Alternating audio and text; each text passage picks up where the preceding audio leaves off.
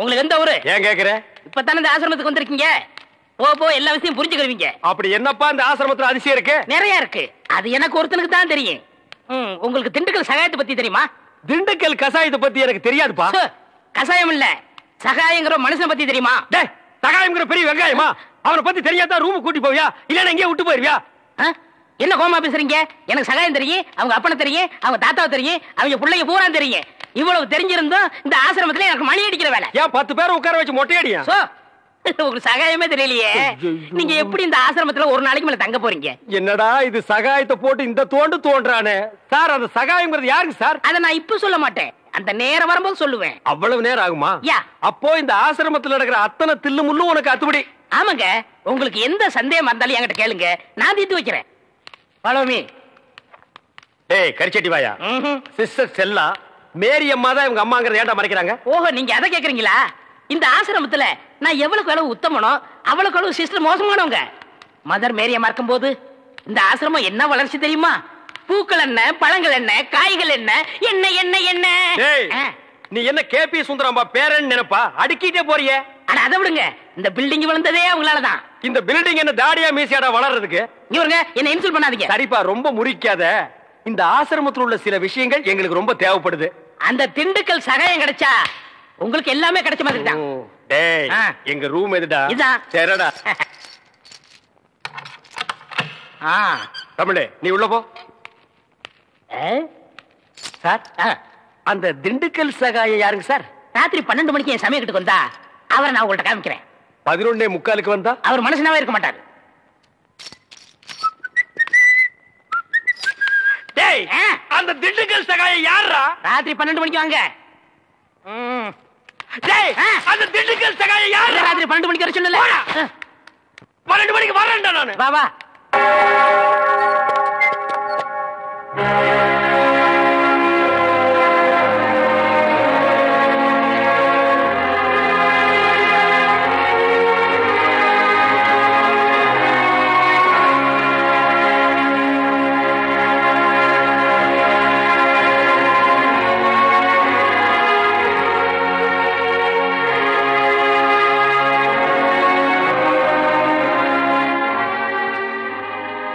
ஜாதி மதங்கிற பேரால வியாபாரம் பண்ணிக்கிட்டு இருக்கிற அரசியல்வாதிங்க இருக்கிற இந்த நாட்டுல ஜாதி மதம் வித்தியாசம் பார்க்காம சேவை செஞ்சுக்கிட்டு இருந்தாங்க நம்ம மேரி அம்மா. இன்னைக்கு நம்ம நாடு இருக்கிற சூழ்நிலையில அவங்க நம்மளையெல்லாம் விட்டு பிரிஞ்சு போனது பெரிய இழப்பு. அம்மான்னு வாய் விட்டு அற முடியாத நிலைமைக்கு ஆளாக்கிட்டாள் அந்த சிஸ்டர். 3வது மனுஷனாட்ட ஊரோடு ஒருத்தர் 2 வேடிக்கை பார்க்க நிலைமைக்கு ஆளாயிட்டுமே. இருந்தாலும் ஒரு வகையில் நீ கொடுத்து வச்சோம்பா. உனக்கு எப்பேற்பட்ட தாய் கிடைச்சிருக்கா பாத்தியா? உனக்கு துரோகம் செஞ்சிட்டாலும் இந்த ஊர் உலகமே பார்த்து பெருமைப்படுற அளவுக்கு தான் அவங்க வாழ்ந்திருக்காங்க. உன்னை பிரிஞ்சு இந்த நிலைமைக்கு அவங்க ஆளானதுக்கு அவங்க வாழ்க்கையில என்ன பிரச்சனையோ, யார் காரணமோ,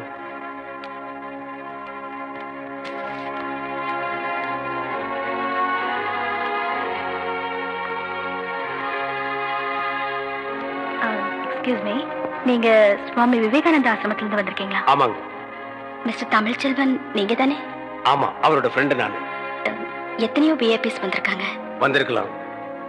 அவங்களுக்கெல்லாம் கிடைக்காத பெருமை முக்கியத்துவம் மேரி அம்மா உங்களுக்கு கொடுத்திருக்காங்க.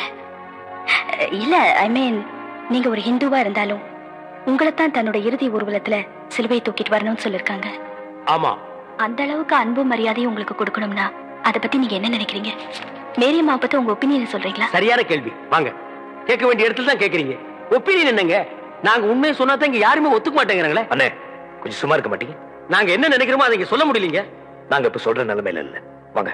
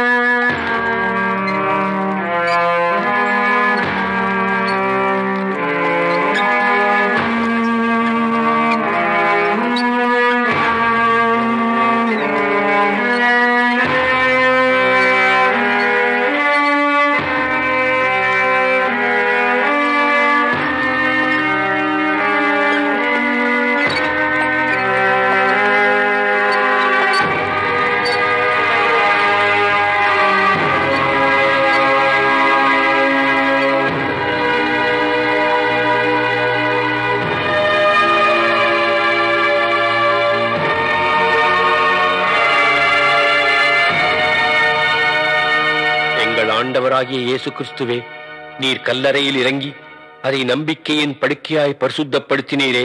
உயிர்த்தெழுதலும் ஜீவனுமாயிருக்கும் உம்மிலே இந்த சகோதரி இளைப்பாறுகிறார் என்று நாங்கள் நம்புகிறபடியே இவருடைய சரீரத்துக்கு இக்கல்லறையை இளைப்பாறும் இடமாக்குவதற்கு உம்மை வேண்டிக் கொள்கிறோம்.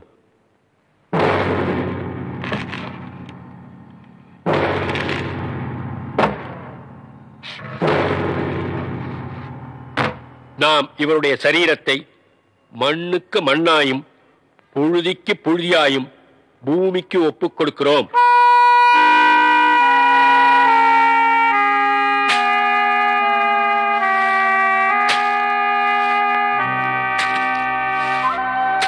தமிழ், இந்த பாரு, எவனோ வந்து மண்ணள்ளி போட்டு போறான். பெத்த மகன் நீ, உனக்கு இல்லாத உரிமையா? பிடிவாதம் பண்ணாத தமிழ். அன்னைக்கு அவங்க உன்னை கருவிலேயே ஒதுக்கி இருந்தாங்கன்னா இன்னைக்கு நீ இந்த கல்லறையில வந்து நின்று இருக்கவே மாட்டேன். அண்ணே, என்னை பொறுத்த வரைக்கும் எங்க அம்மா செத்து எத்தனையோ வருஷமாச்சு. நான் பிறந்தப்பவே அவங்க இறந்துட்டாங்க. என்னோட இதயத்தில் நான் அவங்களை எப்போ புதைச்சிட்டேன்.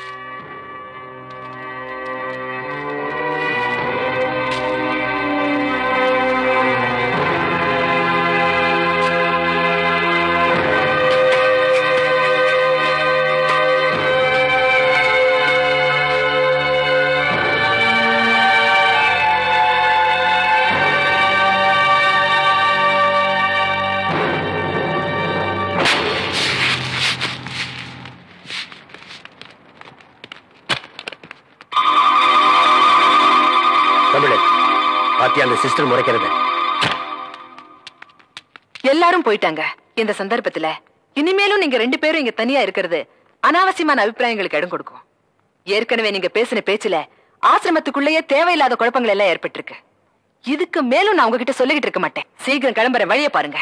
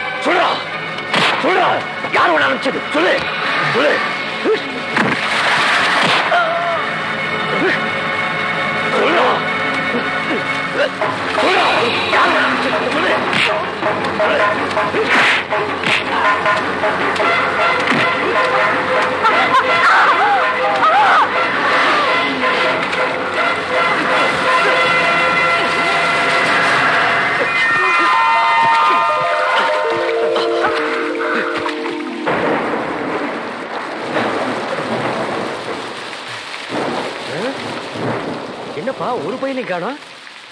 அண்ணே, எல்லாரும் போனதுக்கு அப்புறம் நாம மட்டும் தனியா இருக்கோம்னு நினைச்சா நமக்கு பின்னாடி ஒரு பெரிய கும்பலே இருந்திருக்கு. அவங்க அதுல நீயும் இருந்திருக்க. நீ என்ன காப்பாத்திருக்க. அதனால உன் மேல எனக்கு சந்தேகம் இல்லை. நீ யாரு, எதுக்காக என்ன காப்பாத்துன? நான் இந்த ஊருக்கு வந்து 6 மாசத்துக்கு மேலாச்சு மேரி அம்மாவோட வாழ்க்கை வரலாறு எழுதுறதுக்கு.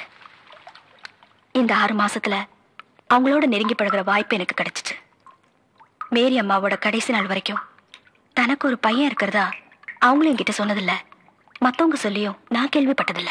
அப்படி இருக்கிறப்போ மேரி அம்மா தான் உங்க அம்மான்னு சொல்லிக்கிட்டு நீங்க ஆசிரமத்துக்குள்ள நுழைஞ்சிங்க. எனக்கு ஒரே குழப்பமா இருந்துச்சு. அந்த நேரத்துல இருந்து உங்களோட ஒவ்வொரு நடவடிக்கையும் நான் கவனிக்க ஆரம்பிச்சேன்.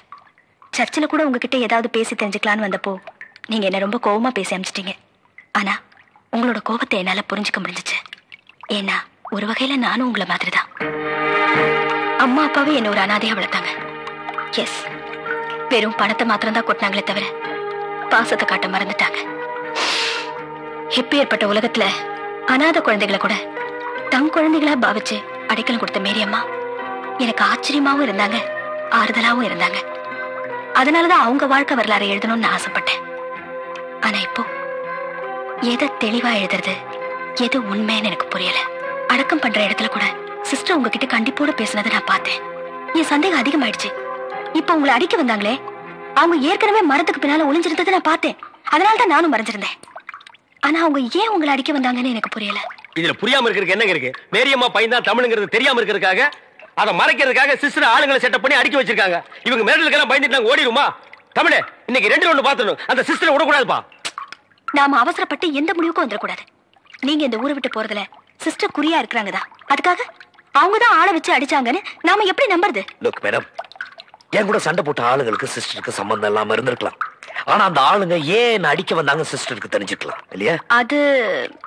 அது வேணும்னா அவங்க கிட்டே கேட்டு பார்க்கலாம். அவங்க சொல்றதை வச்சு நம்ம குழப்பத்துக்கெல்லாம் ஒரு தெளிவான பதில் கிடைக்கும்.